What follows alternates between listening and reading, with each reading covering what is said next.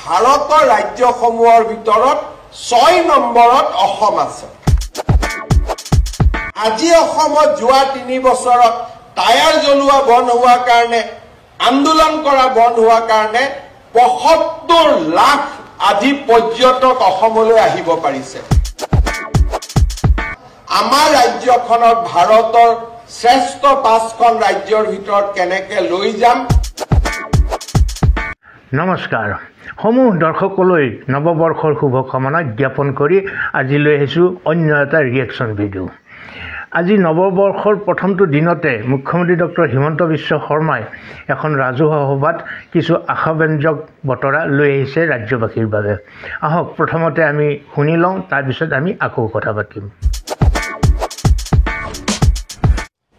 আজি আমাৰ বাবে এটা অতি আনন্দৰ দিন, কিন্তু এই আনন্দৰ মাজতে আমি সকলোৱে মনত পেলাইছোঁ ভাৰতবৰ্ষৰ প্ৰাক্তন প্ৰধানমন্ত্ৰী ডক্টৰ মনমোহন সিং ডাঙৰীয়াক।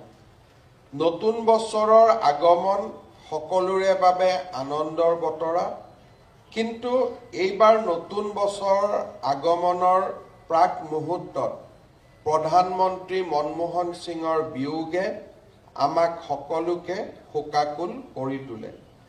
অসমৰ পৰা সুদীৰ্ঘ কাল ৰাজ্যসভাত সাংসদ হিচাপে প্ৰতিনিধিত্ব কৰা, ভাৰতৰ বিত্তমন্ত্ৰী আৰু ভাৰতৰ প্ৰধানমন্ত্ৰী ৰূপে দেশখনক আগুৱাই লৈ যোৱা প্ৰধানমন্ত্ৰী মনমোহন সিঙৰ অৱদানক আজি আমি নতুন বছৰৰ দিনাখনেই আকৌ এবাৰ সোঁৱৰণ কৰিছোঁ আৰু তেখেতৰ মৃত্যুত আমি গভীৰ শোক প্ৰকাশ কৰিছোঁ।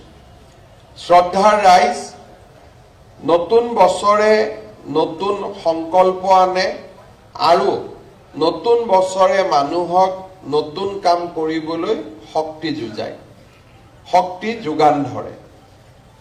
কাৰ্যভাৰ লোৱাৰ প্ৰথমৰ পৰা আমি এটা প্ৰচেষ্টা আৰম্ভ কৰিছিলোঁ যে বৰ্তমান জলবায়ু পৰিৱৰ্তনৰ যি ঋণাত্মক প্ৰভাৱ তাক দূৰ কৰিবৰ বাবে আমি অসম ৰাজ্যিক পৰিবহণ নিগম আৰু ৰাজ্যৰ পৰিবহণ বিভাগৰ জৰিয়তে নতুন ব্যৱস্থা হাতত লোৱা।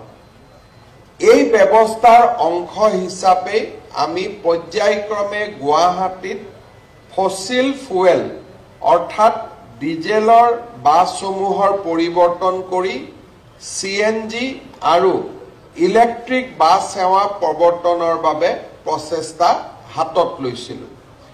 ইয়াৰ ফলত আপোনালোকে দেখা পাইছে যে কেইদিনমান আগতে আমাৰ সমগ্ৰ দেশত প্ৰদূষণ আটাইতকৈ কম বুলি যি এক AQI এয়াৰ কোৱালিটি ইণ্ডেক্স দিল্লীত যেতিয়া বহুত বেছি বাঢ়িছিল, সেই সময়ত গুৱাহাটীক আটাইতকৈ কম প্ৰদূষিত চহৰ বুলি আমাৰ বিজ্ঞানীসকলে বা সমীক্ষাত প্ৰকাশ পাইছিলে।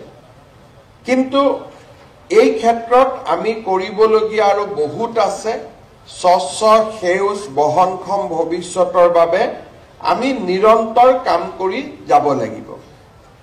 আজিৰ দিনটোত আমি সকলোৱে জানো যে গুৱাহাটীত ইয়াৰ পূৰ্বে 2021 চনৰ 20 আগষ্টত আমি লোৱা কেবিনেটৰ সিদ্ধান্ত অনুসৰি 100খন CNG বাছ আৰু 200খন ইলেক্ট্ৰিক বাছৰ সেৱা আমি ইতিপূৰ্বে আৰম্ভ কৰিছিলোঁ।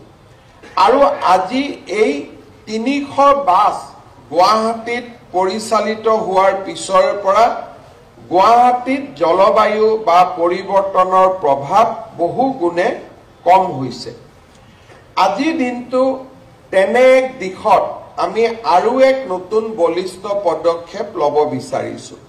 আজিৰ দিনটোত আমাৰ ৰাজ্য চৰকাৰে আৰু 56খন ইলেক্ট্ৰিক বাছ আমাৰ পুঁজিৰ পৰা ক্ৰয় কৰি আমি ASTCক আগবঢ়াব খুজিছোঁ, যাতে ASTCৰ সৰ্বমুঠ বাছৰ সংখ্যা 356লৈ বৃদ্ধি হয়। ইয়াৰ লগে লগে মই অত্যন্ত আনন্দৰে আপোনালোকক জনাব খুজিছোঁ যে প্ৰধানমন্ত্ৰী নৰেন্দ্ৰ মোদী ডাঙৰীয়ায়ো আমাক আৰু 100খন বাছ PM ই-বাছ সেৱাৰ অধীনত যোগান ধৰিবলৈ সিদ্ধান্ত লৈছে।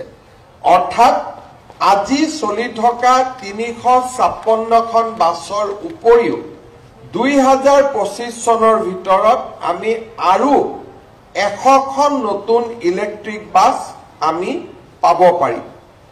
যদি এই 100খন বাছ আমি আৰু অধিক প্ৰধানমন্ত্ৰী ডাঙৰীয়াৰ পৰা পোৱাৰ যিটো ব্যৱস্থা সি যদি 2025 চনত পূৰ্ণ হয় তেতিয়াহ'লে 2026 চনত আমি আমাৰ যিবিলাক ডিজেলত চলা বাছ তাক আমি সম্পূৰ্ণৰূপে বন্ধ কৰি আন লাভদায়ক পথবিলাকত তেওঁলোকক চলাবৰ কাৰণে আমি অনুমতি দিব পাৰিম। এইটো নহয় যে বাছ বন্ধ কৰি দিয়া মানে তেওঁলোকৰ বাছ কেইখনে গেৰেজত সোমাব তেনেকুৱা নহয়। তেওঁলোকক তাৰ পৰিৱৰ্তে গুৱাহাটী নলবাৰী, গুৱাহাটী নগাঁও এই ধৰণৰ সেৱাবিলাক আমি তেওঁলোকক গতাই দিম যাতে গুৱাহাটীখনক আমি সেউজ বা এটা গ্ৰীণ কৰিডৰলৈ ৰূপান্তৰ কৰিব পাৰোঁ।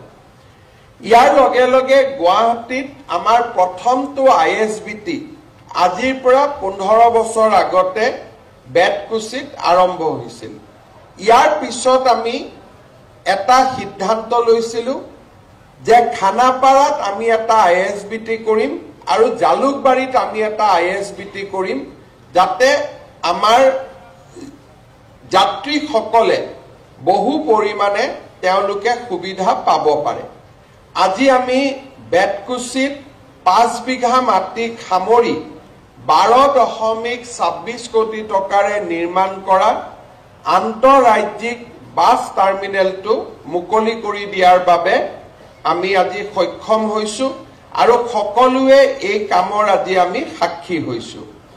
এই বাছ সেৱা বা এই ISBTয়ে বেতকুছি ISBTৰ পৰিপূৰক হিচাপে কাম কৰিব। এই ISBTত 10খন বাছ ৰাখিব পাৰিব।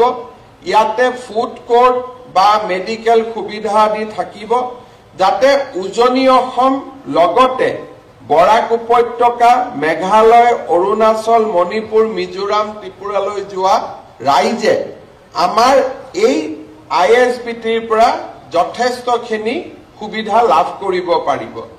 আমি ইয়াত এখন ইলেক্ট্ৰনিক বোৰ্ডো আৰম্ভ কৰিছো। বেতকুছিৰ পৰা বাছ আৰম্ভ হোৱাৰ লগে লগে যাত্ৰীসকলে ইয়াতে নিজে তাক দেখা পাব পাৰিব আৰু যাত্ৰীসকল সাজু হ'ব পাৰিব। বাছ অহাৰ লগে লগে তেওঁলোকে ইয়াতে উঠিব পাৰিব। মই পৰিবহণ বিভাগক অনুৰোধ কৰিম যে আমাৰ শৰাইঘাট দলঙৰ তলত ৰেলৱেৰ পৰা আমি যি মাটি লৈছো কিবা এটা কোৰ্টত কেছ চলি আছে সেই কেছটো সোনকালে নিষ্পত্তি কৰাৰ ব্যৱস্থা কৰি জালুকবাৰীটো ISBT নিৰ্মাণৰ কাম আমি পূৰ্ণগতিত আগবাঢ়িব লাগে। তেতিয়াহ'লে আমাৰ এটা ISBT জালুকবাৰীত হ'ব যোনে নামনি অসমলৈকে যোৱা ৰাইজক সহায় কৰিব। ISBT বেতকুছি নাৰ্ভ চেণ্টাৰ বা কেন্দ্ৰীয় টাৰ্মিনেল হ'ব আৰু বেতকুছিয়ে আমাৰ পৰিপূৰক হিচাপে খানাপাৰাৰ টাৰ্মিনেলে আমাৰ উজনি অসমলৈ যোৱা ৰাইজক সহায় কৰিব। আপোনালোক সকলোৱে জানে যে যোৱা 4টা বছৰত আমাৰ পৰিবহণ বিভাগত বহুবিলাক গুৰুত্বপূৰ্ণ কাম আমি কৰিবলৈ সক্ষম হৈছো।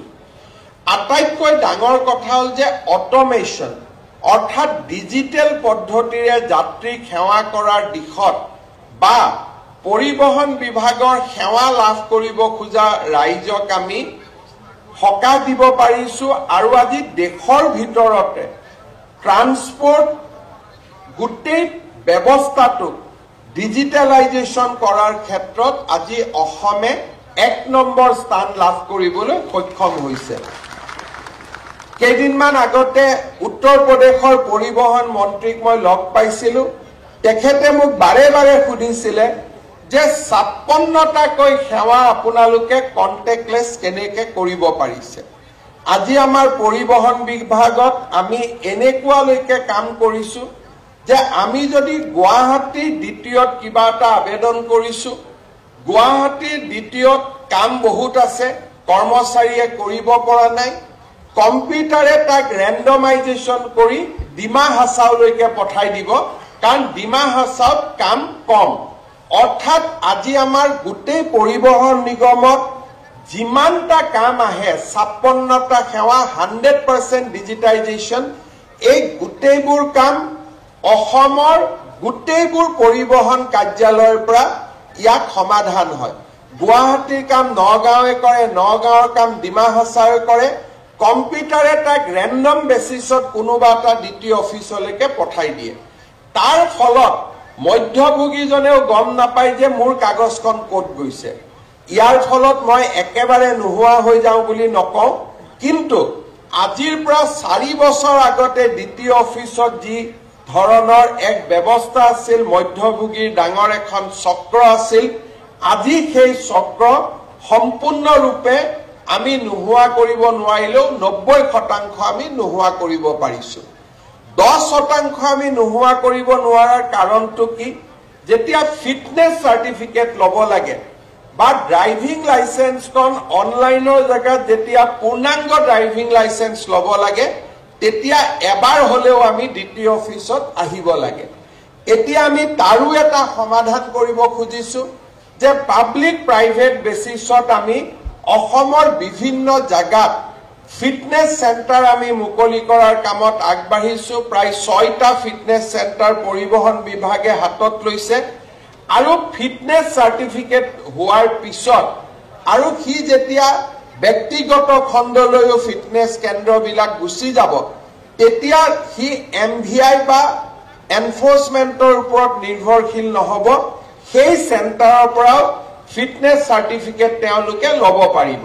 আৰু ইতিমধ্যে আমি আন ব্যৱস্থাৰ জৰিয়তেও যাতে যেতিয়ালৈকে ফিটনেছ পুৰা আমাৰ ক'ব গ'লে বিভিন্ন জেগাত ফিটনেছ চেণ্টাৰবোৰ গঢ়ি নুঠে, তেতিয়ালৈকে আমি অন্তত পৰিবহণ নিগমৰ ভিতৰতে তাকো আমি উন্নত কৰাৰ প্ৰচেষ্টা কৰিছোঁ, যাতে দুৰ্নীতি কমি যাব পাৰে।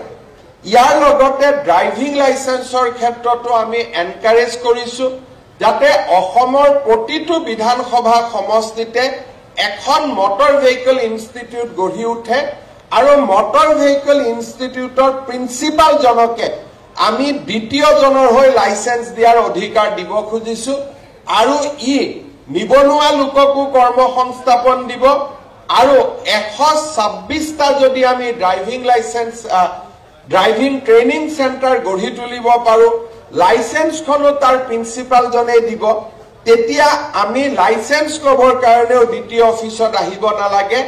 দ্বিতীয়ৰ পাৱাৰটো আমি সেই মটৰ ড্ৰাইভিং ইনষ্টিটিউটখনৰ প্ৰিন্সিপালক দিব খুজিছোঁ, যাতে লাইচেন্সটো প্ৰিন্সিপালজনে দিব পাৰে। আৰু মটৰ ড্ৰাইভিং ইনষ্টিটিউটখন ভাল কৰি চলি আছে নে নাই তাক চাবৰ কাৰণে পৰিবহণ বিভাগত আমি এটা ৰেগুলেটৰ কৰিব খুজিছোঁ, যাতে মাজে মাজে তেওঁলোকে সমীক্ষা কৰিব। আৰু কোনোবাই যদি ট্ৰায়েল নোহোৱাকৈ লাইচেন্স দিছে, নিশিকোৱাকৈ লাইচেন্স দিছে, সেই ইনষ্টিটিউটখনৰ লাইচেন্স তেওঁলোকে কেনচেল কৰিব পাৰিব। এই দিশতো আজি আমি আগবাঢ়ি গৈছোঁ, যাৰ ফলত পৰিবহণ নিগমৰ লগত জড়িত দুৰ্নীতি এক প্ৰকাৰ আমি আশা কৰিছোঁ অহা এবছৰ বা 1.5 বছৰৰ ভিতৰত আমি সম্পূৰ্ণৰূপে নোহোৱা কৰিব পাৰিম। আজি যোৱা কেইদিনমান আগতে লোকসভাত ভাৰত চৰকাৰে এটা ষ্টাৰ কুৱেশ্যনৰ প্ৰশ্নৰ উত্তৰ দিছিলে যে দেশত কোন ৰাজ্যত কিমান ইলেক্ট্ৰিক বাছ চলি আছে। অসমক আমি বহুত ক্ষেত্ৰত আমি অসমৰ মানুহে অসমত আমাৰ গৌৰৱ কৰিবৰ কাৰণে আমি বেয়া পাওঁ যে কৰবাত কিজানি অসমৰ কথা ক'লে চৰকাৰখনে 2টা নম্বৰ পাই যায়, সেইকাৰণে ভাল কাম হ'লেও অসমে ভাল কাম কৰা বুলি ক'ব আমি বেয়া পাওঁ, কাৰণ আমি বহুত ক্ষেত্ৰত চিন্তাধাৰা আমাৰ দলীয় চিন্তাৰে সমৃদ্ধি হৈ থাকে। কিন্তু আজি আপোনালোকে চাব, লোকসভাত ভাৰত চৰকাৰে উত্তৰ দিছে যে ইলেক্ট্ৰিক বাছ থকা ভাৰতৰ ৰাজ্যসমূহৰ ভিতৰত 6 নম্বৰত অসম আছে। অৰ্থাৎ আজি গোটেই ভাৰতত যিমান ইলেক্ট্ৰিক বাছ দিল্লী, মহাৰাষ্ট্ৰ, কৰ্ণাটক, গুজৰাট আৰু উত্তৰ প্ৰদেশৰ পিছত অসমৰ নম্বৰ লৈছে যে অসমত আটাইতকৈ বেছি ইলেক্ট্ৰিক বাছ আছে। এতিয়া মানুহে ভাবিব নোৱাৰে যে বেংগলতকৈ আমাৰ বেছি ইলেক্ট্ৰিক বাছ আছে, উৰিষ্যাতকৈ বেছি বাছ আছে।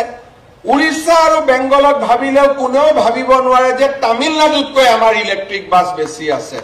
তামিলনাডুত ইলেক্ট্ৰিক বাছ আজিৰ দিনত আছে 153খন আৰু অসমত ইলেক্ট্ৰিক বাছ আছে 271খন। এতিয়া এই কথাটো আমাৰ পেপাৰে কোনেও নিলিখিব, মিডিয়াই কোনেও নিলিখিব। কিয় নিলিখিব? লিখিলে কি জানি চৰকাৰখনৰ হিমন্ত বিশ্ব শৰ্মাৰ নম্বৰ দুটা বাঢ়ি যায়। এটা আমি সদায় সংকল্প ল'ব লাগিব যে ৰাজ্যৰ গৌৰৱ, ৰাজ্যৰ গৌৰৱ। অসমে ভাল কাম কৰিছে এই কথাটো কবৰ কাৰণে যদি আমি কৃপণালী কৰো, তেতিয়াহ'লে আমাৰ ৰাজ্যখন আগুৱাই নাযাব। ব্যক্তিটো আজি আছে, কালি নাই। আজি কোনোবা মুখ্যমন্ত্ৰী আছে, পৰহি তেওঁ নাথাকিব, কিন্তু অসমখন সদায় থাকিব।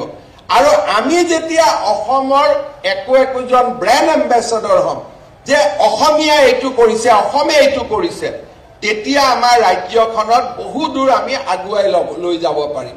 অলপ আগতে ৰঞ্জিত দাস ডাঙৰীয়াই মোক কৈ আছিলে যে যোৱা বছৰ অসমত ৭৫ লাখ টুৰিষ্ট আহিছে। এতিয়া এই টুৰিষ্টবিলাক হিমন্ত বিশ্ব শৰ্মাৰ ঘৰত অহা নাই। এই টুৰিষ্টবিলাক আহি ক'ত আহিছে? আমাৰ নিবনুৱা যুৱক যুৱতীয়ে আৰম্ভ কৰা হোম ষ্টে, হোটেল, কোনোবা টুৰিষ্ট গাইড হৈছে। আপোনালোকে চিন্তা কৰক, মই যেতিয়া কৈ থাকো যে বন্ধ দিব নালাগে, ধৰ্ণা দিব নালাগে, টায়াৰ জ্বলাব নালাগে, তেতিয়া মানুহে ভাবে হিমন্ত বিশ্ব শৰ্মাই কিয় কৈ আছে। কিন্তু আজি অসমত যোৱা 3 বছৰত টায়াৰ জ্বলোৱা বন্ধ হোৱাৰ কাৰণে, আন্দোলন কৰা বন্ধ হোৱাৰ কাৰণে ৭৫ লাখ আজি পৰ্যটক অসমলৈ আহিব পাৰিছে। কিন্তু টায়াৰ নজ্বলালেও মোৰ কোনো অসুবিধা নহয়। মোৰ ঘৰটোতো পুলিচে আৱৰিয়ে ৰাখিব। টায়াৰটো জ্বলিব খানাপাৰাত, মোৰ ঘৰৰ সন্মুখত গৈতো টায়াৰটো নজ্বলায়। কিন্তু এই টায়াৰ জ্বলোৱা বাতৰিটোৱে কাক ক্ষতি কৰিব? এই টায়াৰ জ্বলোৱা বাতৰিটোৱে আমাৰ ডাঙৰ ডাঙৰ সংবাদ মাধ্যমৰ মালিকক ক্ষতি নকৰে। কাক ক্ষতি কৰিব? কাজিৰঙাৰ জীপ চাফাৰীজনক। কাক ক্ষতি কৰিব? মানসত সৰুকৈ নিৰ্মাণ কৰা হোম ষ্টেৰ গৰাকীজনক। কাক ক্ষতি কৰিব? গুৱাহাটীত নতুনকৈ বেংকৰ পৰা লোন লৈ স্থাপন কৰা সৰু হোটেলৰ মালিকজনক। এই যে কথাবিলাক আমি বিজ্ঞানসন্মতভাৱে বুজিব চেষ্টা নকৰো, এই কথাবিলাক আমি এইটো ক'লেতো হিমন্তৰ নম্বৰটো বাঢ়ি যাব। আৰে হিমন্ত বিশ্ব শৰ্মাৰ য'ত নম্বৰ বাঢ়িব লাগে তাত বাঢ়ি থাকিব, তাত কোনেও কমাব নোৱাৰে যদি অসমৰ ৰাইজৰ আশীৰ্বাদ থাকে, ওপৰৱালাৰ আশীৰ্বাদ থাকে। কোনো মানুহে কাৰো ডেষ্টিনি নিয়ন্ত্ৰণ কৰিব নোৱাৰে। আমি যদি ভাবো ইয়াক মই ডুবাই দিম, আপুনি নোৱাৰে, কাৰণ ডুবাব নুডুবাব ওপৰৱালাই নিৰ্ধাৰণ কৰি থৈ দিব। অসমৰ মানুহে নিৰ্ধাৰণ কৰিব কাক নামাব লাগে, কাক উঠাব লাগে। কিন্তু আমি যদি সকলোৱে সিদ্ধান্ত লওঁ যে অহা বছৰটোত অসমখনক আমি ওপৰত লৈ যাম, তেতিয়া আমাৰ অসমখন কিমান ধুনীয়া হ'ব পাৰে, আমাৰ অসমখন কিমান আগুৱাই যাব পাৰে, এই কথাটো আমি চিন্তা কৰিব পাৰো। আৰু অসমখন আগুৱালে কাৰ লাভ হ'ব? অসমখন আগুৱালে অসমীয়া মানুহৰ লাভ হ'ব।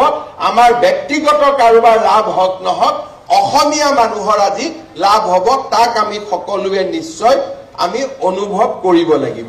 মই আশা কৰো আজিৰ দিনটোত 2025 চনৰ আৰম্ভণিতে আমি তেনে সংকল্প ল'ম যে আমাৰ গোটেই বছৰটোত আমি অসম আৰু অসমীয়াক কেনেকে আগবঢ়াম, আমাৰ ৰাজ্যখনক ভাৰতৰ শ্ৰেষ্ঠ 5খন ৰাজ্যৰ ভিতৰত কেনেকে লৈ যাম, সেই সংকল্পই যাতে আমাৰ চিন্তা আৰু আমাৰ মন মগজু গোটেই 2025 চনটো ক্ৰিয়া কৰি থাকে, তাৰ বাবে মই আহ্বান জনাম।